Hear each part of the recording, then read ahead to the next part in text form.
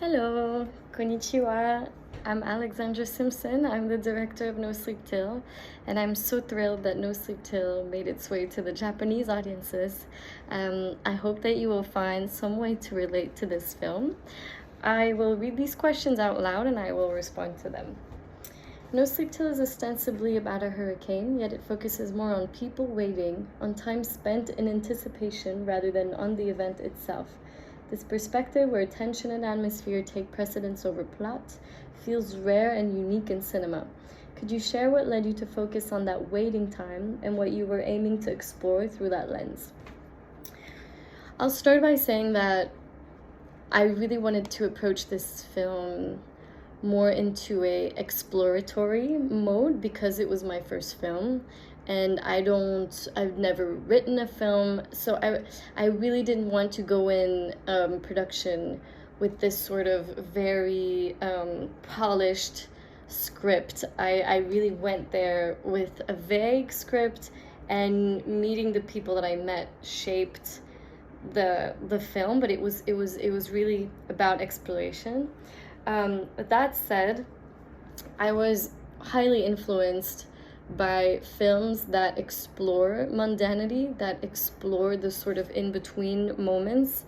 Right now I'm thinking of Chantal Akerman's films or Tsai Ming-liang films, where it's all about building in suspense within the most quiet, uneventful situations. And that excites me so much as a filmmaker because you can become so creative, and you start to focus on the gestures, the gaze, what is said, the slightest movement in a film that is so slow building does bring up suspense. And that was a language I knew I wanted to explore. But also because this place where I shot in Florida, I've always known it in a sort of transition moment, because I would only go in the summer. So it was always a moment where, the mundanity was very slow paced. Like, it was a summertime, a lot of elders would just wait for the heat to stop before they would go out for a walk in the evening. And then of course waiting for a storm is super common there, because every year you have the hurricane season. And I know this place as a place of waiting, or as a place of transition, and this idea of setting the film in a moment where something's going to end really sort of inspired me to look into a sort of need for longing, whether it's longing for a place, longing for connection between people. And it's a very challenging thing to do, to show people longing, because I didn't want to do it with words. It's more in the sort of broken interactions between people, and ultimately it is about how fragile everything is around these characters' worlds. It is about the precarity. And so within such a context of waiting, I'm able to explore this sort of common longing for something in the most tender ways. And the next question that is a follow-up to this one is, we'd also love to hear what you consider to be the key highlights of the film. I don't know if this is a highlight of the film, but I think it's the sequence that I love the most. It's a moment in the film where the two friends stop at a gas station, and this is well into the night, and it becomes a little clear that they don't really know what they're doing, if they're moving ahead or not. They're really taking their time, and one of them is writing in their notebook. He's walking, writing in his notebook, and his friend, who's near the car, is looking at him and really staring with such I don't know what it is, such desire and longing, as he see that his friend is sort of fleeting. Like, their friendship is very fragile, and in this moment, in this gaze, you can see that the friendship is coming to an end. And it really gets to me, because again, it is about what is coming to an end in this film, and in this case it's the relationship.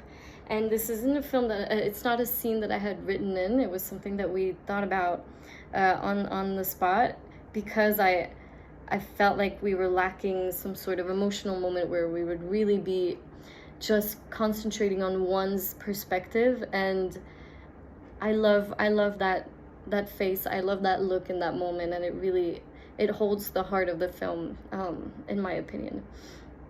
Now, I've been asked to talk about Michael Basta's film, Bernard Checks In. I'll read the question out loud. Given the unique collaborative nature of Omnis Films, we believe that hearing your thoughts on Basta's Bernard Checks In will help audiences better understand both the film and the group. What's your impression of the film and of Michael Basta's artistic style? So it's really cool that I'm asked to talk about his film, because I feel like we similarly approached this sort of alienation between people, and the way he uses the setting of a motel is kind of similar as the way that I use it, which is sort of like we're looking at a microcosm, and thinking of the oddest characters, and the way he touches upon this maybe need for connection, but that's very broken, is with humor, which is something that I don't know how to do. I don't think of myself as a humor writer, but I love that in contemporary cinema at large, there's sort of a movement towards comedy to talk about the same issues, you know, such as alienation, especially in the heart of America. We don't even know where this is shot, but somewhere in America, and I appreciate that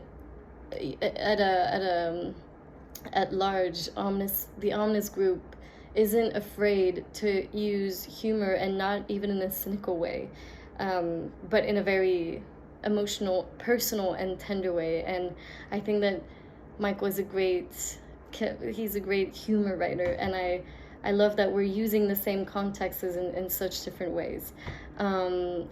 Yes, that's all I have to say. I hope you will all enjoy these films. I think they're magical. I'm so inspired by these films, and I hope you will be too, and that you will, somehow find a way to relate.